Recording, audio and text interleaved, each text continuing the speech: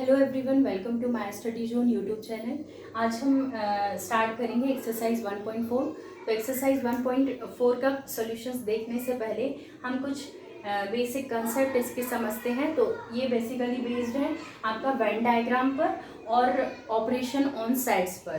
तो जो Venn diagram होता है ये एक बहुत इंपॉर्टेंट टॉपिक है, इसको समझना बहुत अच्छे से। जैसे वेन डायग्राम है, सबसे पहले वेन डायग्राम जो दिया था वो जॉन वेन ने दिया था, जॉन वेन ने। अब वेन डायग्राम होता क्या है? तो Venn diagram is basically a diagram in which universal set is represented by a rectangle and its subsets are represented by closed curve, usually circles। जैसे एक बार इसका डेफिनेशन लिख लीजिए, फॉर एग्जाम्पल से इसको समझते हैं। तो इसका वेन डायग्राम को क्या लिखेंगे? Is a diagram, Venn diagram is a diagram in which universal set is represented by a rectangle and its subsets are represented by closed curves, usually circles। देखिए इसको एक एग्जाम्पल से समझते हैं। जैसे मान लीजिए कि हमारे पास एक यूनिवर्सल सेट है U, जिसमें एलिमेंट्स हैं 1 2 3 4 5 6 7 8 9 10। चलिए 10 तक एलिमेंट्स हैं। ये यूनिवर्सल सेट है जिसमें 10 एलिमेंट्स हैं 1 से लेके 10 तक। अब हमने बोला कि जो वेन डायग्राम है, एक डायग्राम होता है जिसको हम किससे रिप्रेजेंट करते हैं? यूनिवर्सल सेट को हम किससे रिप्रेजेंट करते हैं? रेक्टेंगल से। तो मान लीजिए कि ये आपका रेक्टेंगल हो गया और ये हो गया यूनिवर्सल सेट। ठीक है, यूनिवर्सल सेट को ही रिप्रेजेंट कर रहे हैं ना रेक्टेंगल से, तो ये हो गया यूनिवर्सल सेट। अब इसके अंदर कौन कौन से एलिमेंट्स हैं? 1 से लेके 10 तक। तो हमने एलिमेंट्स 1 2 3 4 5 6 7 8 9 10, ये यूनिवर्सल सेट के एलिमेंट्स हैं। अब इसके बाद एक सेट है ए, जिसमें एलिमेंट्स हैं 2 3 5 6। तो ये जो सेट ए है ये यूनिवर्सल सेट का क्या है? एक सबसेट है। इसका ही एक सबसेट हुआ ना। क्यों? क्योंकि देखिए 2 3 5 6 इसी यूनिवर्सल सेट के एलिमेंट्स को लेकर ये हमने सेट बनाया हुआ है। तो ये यूनिवर्सल सेट का क्या हो गया? सबसेट हो गया। तो हमने अभी क्या देखा कि इसके सबसेट को हम किससे रिप्रेजेंट करते हैं? क्लोज कर्व से रिप्रेजेंट करते हैं। क्लोज कर्व बेसिकली हम सर्किल से।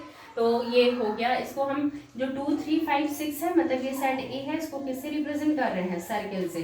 तो ये हो गया आपका सेट ए। अब एक और मान लीजिए सेट है बी, जिसमें एलिमेंट्स हैं 5 और 6, दो एलिमेंट्स हैं। तो अब देखिए इसको सर्किल ना बना के मान लीजिए कि हम इसको इस तरीके से, ये हमने 5 6 को इस कर्व में रख दिया।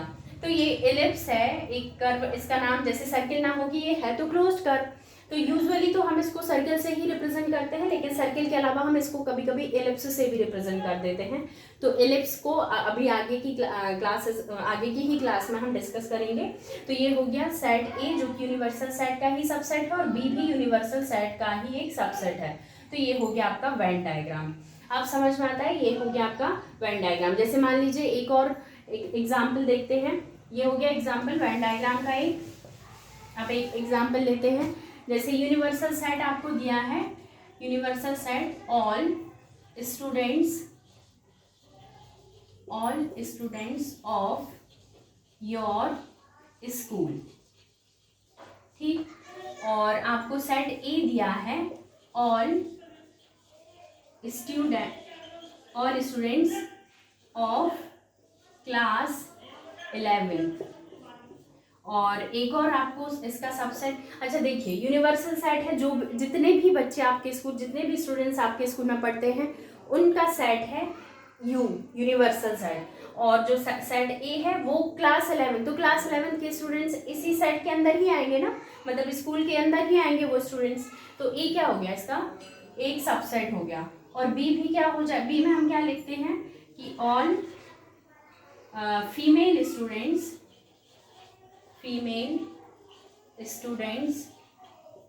Of class 11। तो अब देखिए, अब हम सबसे पहले इसका यदि हम वेन डायग्राम बनाना चाहें तो हम इसको कैसे बनाएंगे। हम सबसे पहले तो रेक्टेंगल से किसको रिप्रेजेंट करेंगे, यूनिवर्सल सेट को। तो ये हो गया आपका यूनिवर्सल सेट यू। अब इसके अंदर जो ए है सेट, वो क्या है, क्लास 11 के स्टूडेंट हैं, तो इसी के अंदर आएंगे, इस पूरे स्कूल के अंदर ही तो क्लास 11 के बच्चे भी आएंगे। तो उसको हमने सर्कल से ए को रिप्रेजेंट कर दिया। ये हो गया आपका क्लास 11 का सेट। ये जो ए हमने बनाया है ये क्लास 11 के स्टूडेंट्स का सेट हो गया। अब जो फीमेल स्टूडेंट्स है वो, अब ये जो पूरा सेट ए है इसमें पूरे क्लास 11 के स्टूडेंट्स हैं, जिसमें मेल स्टूडेंट्स भी रहेंगे और फीमेल स्टूडेंट्स भी रहेंगे। अब बी क्या है, तो बी केवल किसका सेट है, फीमेल स्टूडेंट, तो वो तो सभी बच्चों के अंदर ही आएंगी फीमेल स्टूडेंट, तो इसके अंदर भी क्या आ जाएगा, आपका बी आ जाएगा। तो ये हो गया आपका वेन डायग्राम इस वाले एग्जाम्पल का। तो ये हुआ आपका वेन डायग्राम। दो एग्जाम्पल से हमने इसको समझा, और भी कई एग्जाम्पल से हम इसको समझ सकते हैं। आपको बस ये याद रखना है कि कौन सा यूनिवर्सल सेट है, उसको आपको रेक्टेंगल से रिप्रेजेंट करना है।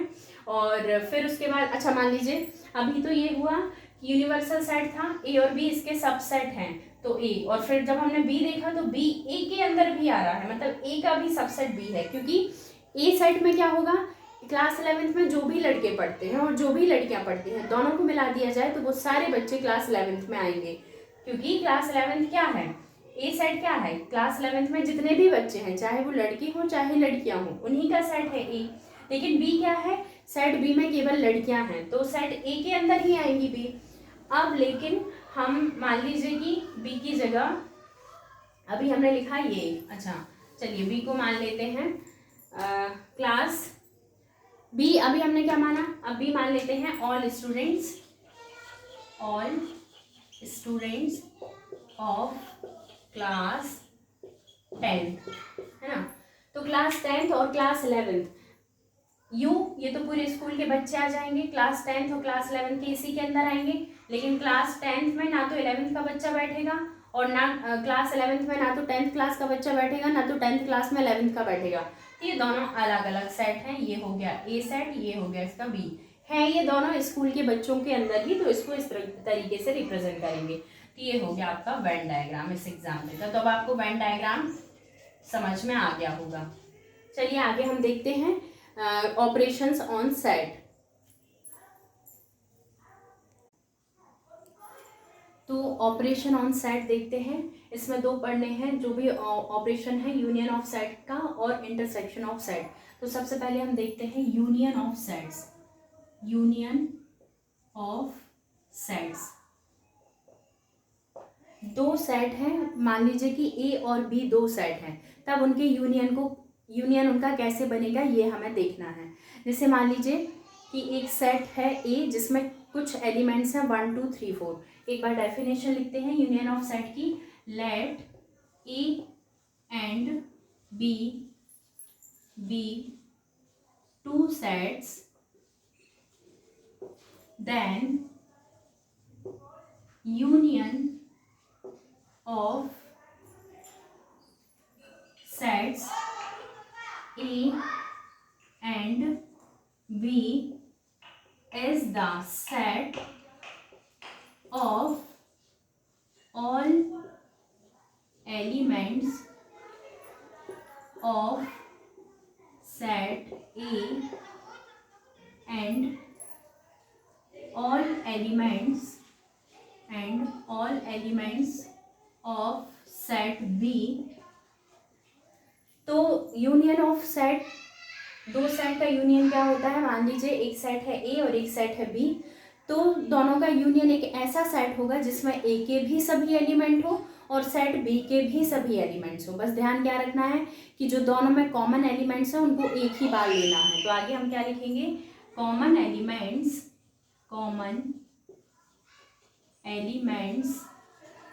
being taken only once, common elements को केवल एक ही बार लेना है। ठीक है, तो अब हम जैसे एक एग्जांपल से हम समझते हैं कि मान लीजिए एक सेट है ए जिसमें एलिमेंट्स हैं 4 2 4 6 8, ठीक, और एक सेट बी है जिसमें एलिमेंट्स हैं 6 8 10 12, ठीक है। तो इन दोनों का जो यूनियन होगा, union of A and B, इसको कैसे रिप्रेजेंट करते हैं, इसको रिप्रेजेंट करते हैं ए यूनियन बी, ये इसका साइन है यूनियन का, है ना, ये यूनियन का साइन है, A union B is equal to, तो ये भी क्या होगा, एक सेट है, लेकिन इस सेट में इसके भी सभी एलिमेंट्स होंगे और इसके भी सभी एलिमेंट्स होंगे। इसके सारे एलिमेंट्स लिखते हैं 2 4 6 8, अब इसके सारे एलिमेंट्स लिखते हैं 6 8 10 12, तो 6 8 तो एक बार लिख गया है, तो अभी हमने क्या लाइन लिखा कि common elements being taken only once, जो कॉमन है उनको केवल एक ही बार लेना है। तो 6 8 इसमें भी है, 6 8 इसमें भी एक बार हम ले चुके हैं, तो आगे के दो एलिमेंट्स लेंगे 10 और 12, तो ये हो जाएगा आपका ए यूनियन बी। ठीक है, एक और एग्जाम्पल से समझते हैं, जैसे मान लीजिए कि एक हमारे पास सेट है ए, चलिए कुछ और नाम ले लेते हैं एक्स, और इसमें एलिमेंट्स हैं ए आई यू, और अब सेट वाई है और इसमें एलिमेंट्स हैं ए ई आई ओ यू, ये तो समझ में आ रहा है ना, ये कौन सा है, वोवेल का सेट है ना, ए ई आई ओ यू। अब यूनियन को इस तरीके से लिखते हैं x union y is equal to, इसके सभी एलिमेंट्स तो ए आई यू, है ना, और इसके सभी एलिमेंट्स तो ए ई आई यू, इसमें से हमने क्या ले लिया, ए ले लिया, तो अब ए को दोबारा नहीं लिखेंगे, इसके बाद क्या लिखेंगे ई, आई हम ले चुके हैं, इसको दोबारा नहीं लिखेंगे, अब क्या लिखेंगे ओ, यू भी हम एक बार ले चुके हैं। ठीक है, तो ये एक्स यूनियन, या इसको हम ये कह सकते, देखिए इसमें केवल हमने बताया था कि जो एलिमेंट्स का अरेंजमेंट है वो मैटर नहीं करता, तो यदि हम एक्स यूनियन वाई लिखना चाहें तो ये कौन सा सेट है, वाई ही तो है, क्योंकि वाई के सभी एलिमेंट्स ही इसके यूनियन में आ रहे हैं, तो ये हो गया आपका एक्स यूनियन वाई। तो समझ में आया कि दो सेट दिए रहेंगे तो उनका यूनियन हम कैसे लिखेंगे, एक ऐसा सेट जिसमें ए के भी सभी एलिमेंट्स आ जाएं, बी के भी, उन दोनों सेट के सभी एलिमेंट्स आ जाएं, तो उसको लिखेंगे, उसको हम कहेंगे कि वो सेट जो होगा वो उन दोनों सेट का यूनियन होगा। इसका इंटरप्रिटेशन यदि हम लिखना चाहें तो कैसे लिखेंगे, इंटरप्रिटेशन लिखेंगे इसका हम, तो क्या लिखेंगे, it consist all the elements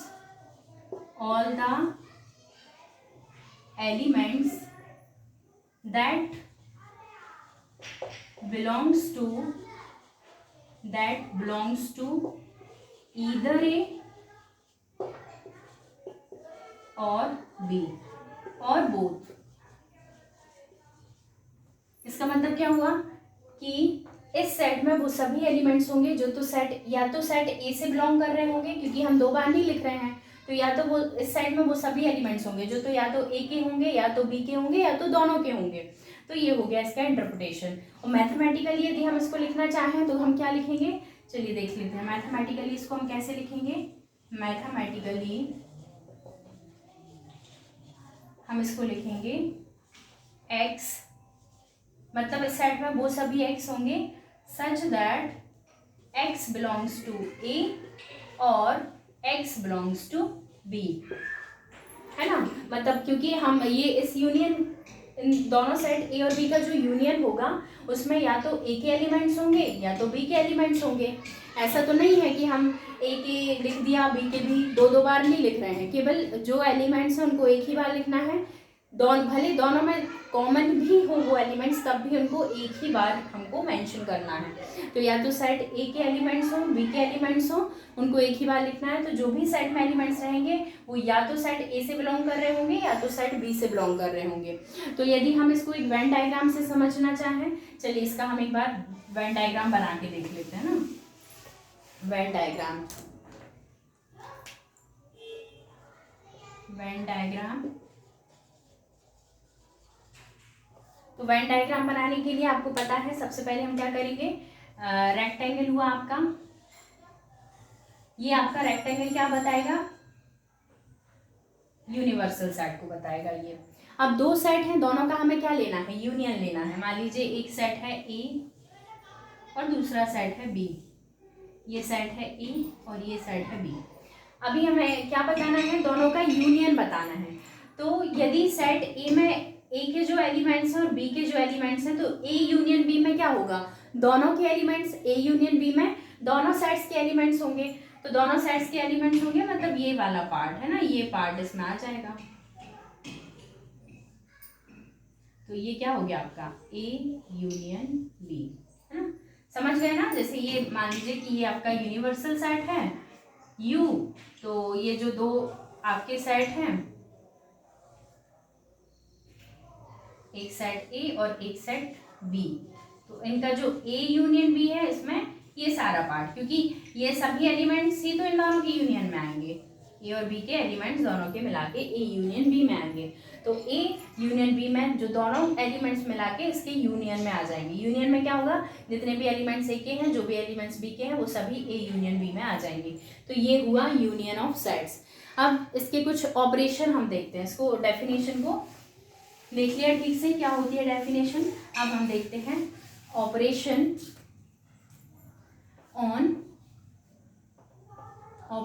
on union of sets. Operation on union of sets देखते हैं। तो पहला है कि यदि ए यूनियन बी है तो इसको हम बी यूनियन ए लिख सकते हैं। इस प्रॉपर्टी को हम बोलते हैं, ऑपरेशन ऑन सेट भी लिख सकते हो या इसको आप लिख सकते हो प्रॉपर्टीज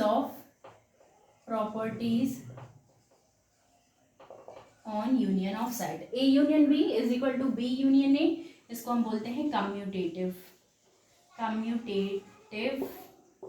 लॉ।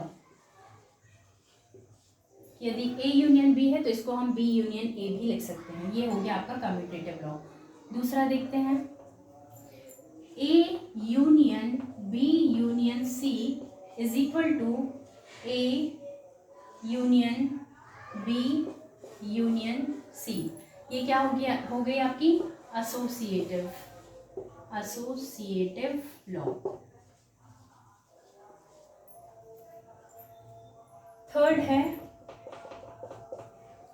थर्ड है A union empty set is equal to A. ये होता है आपका आइडेंटिटी लॉ।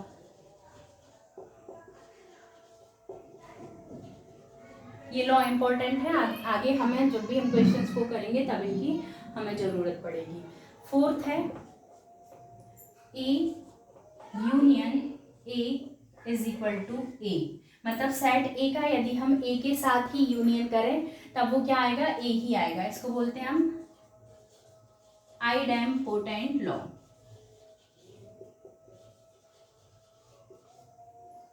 फिर फिफ्थ हो गया आपका, चलिए कम्यूटेटिव हो गया, एसोसिएटिव लॉ होगा, आइडेंटिटी। और यदि हम ए का यूनियन आपका यूनिवर्सल सेट से लें, ठीक है, यूनिवर्सल सेट से, तो कब क्या आएगा, यूनिवर्सल सेट ही आएगा। तो लॉ ऑफ यूनिवर्सल सेट का ये लॉ ही है, ठीक है। तो अभी देखिए ये जैसे हम ये प्रॉपर्टी ये इंपॉर्टेंट है, इसको अभी हम नेक्स्ट क्लास में इसको हम तो प्रूव करके दिखाएंगे। ये दिखा है A union A is equal to A.